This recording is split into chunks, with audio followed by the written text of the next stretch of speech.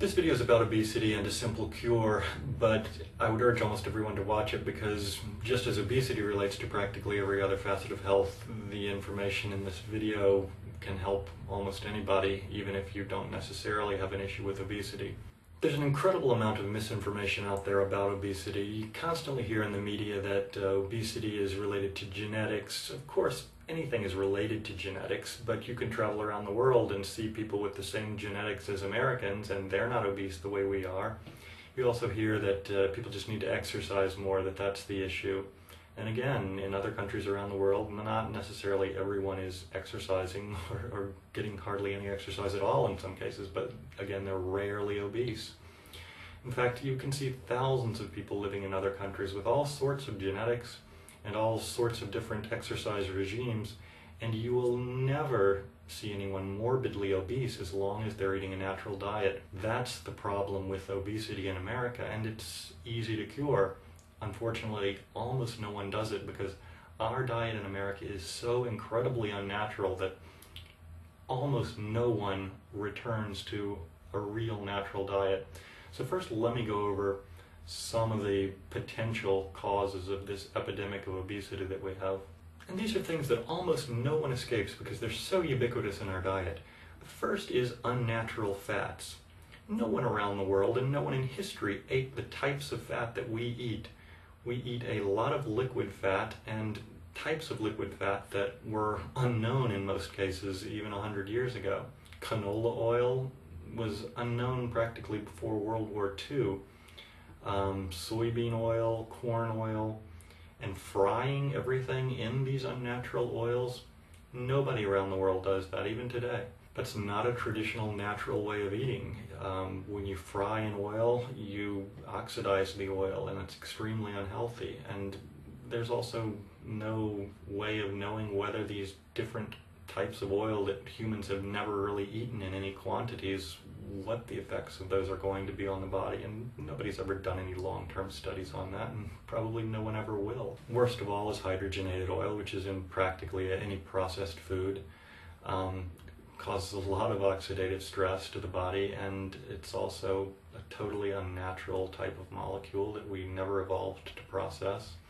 And it's been linked in studies to obesity in laboratory animals, and it's also been linked, in my understanding, to hardening of the arteries and other issues, but it really hasn't been studied properly. So in traditional societies, first of all, people don't fry anything, or hardly ever fry. If they do, it's very briefly to saute something, and a lot of times they'll put in some water also so that the oil never gets up to a high temperature.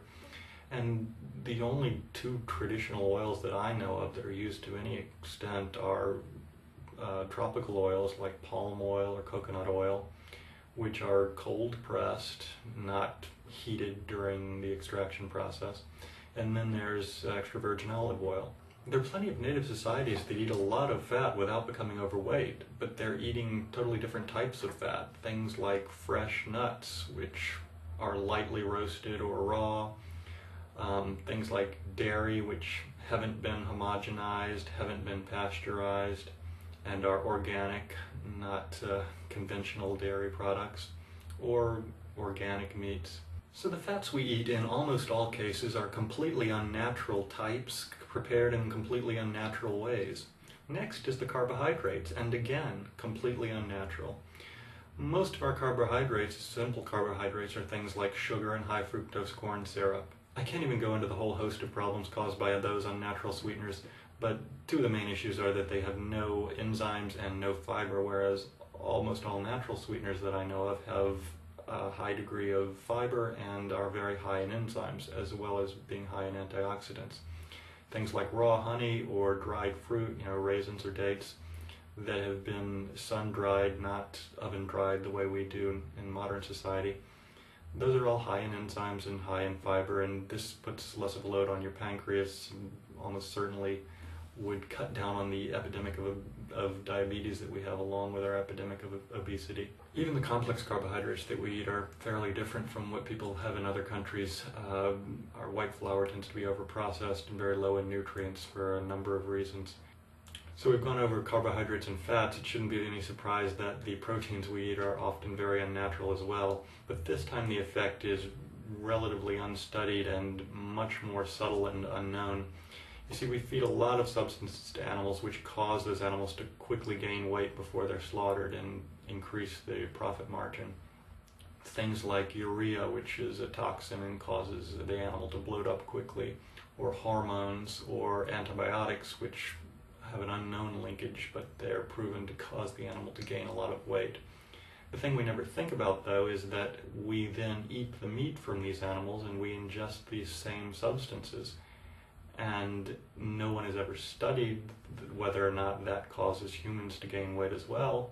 But if these substances are causing all of the different animal species to gain weight, and then we're eating the meat that contains those substances, it's certainly a possibility that it's going to have an effect on us as well. I wouldn't wait for the Beef or Dairy Council to fund a study on that issue, though. You see, everything that we hear in the media about diet, and particularly about obesity, is being pushed by someone trying to make money. People saying that you need this particular piece of exercise equipment, or you need to eat that particular type of food. It's all just being pushed by different industry groups, and most of the things being pushed aren't natural. You don't need to listen to all the media noise, and you don't even need to listen to the general consensus, because nowadays the general consensus has been so poisoned by these promotions and these media campaigns that are backed by millions of dollars. All you need to do is listen to the traditional knowledge of millions of people who have developed specific diets over the course of thousands of years. We've just thrown all of that knowledge away, and we're relying on a few biased studies to tell us what's healthy.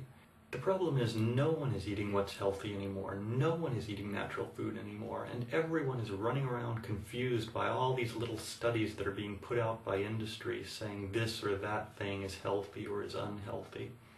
Just follow traditional diets. In particular, follow the traditional diet of your ethnic group.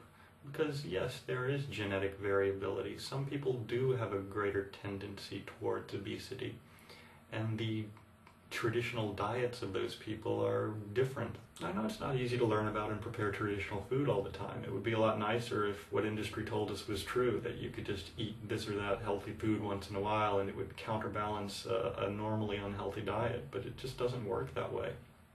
And it's not that incredibly difficult to prepare traditional foods. There are a few basic rules, like eating organic food, eating fresh heirloom varieties of food.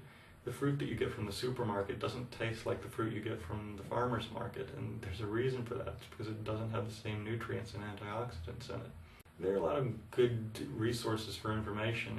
My favorite is the Weston Price Foundation, and there are a lot of good YouTube channels even. There's Underground Wellness, there's Psyche Truth, there's a lot of videos on health.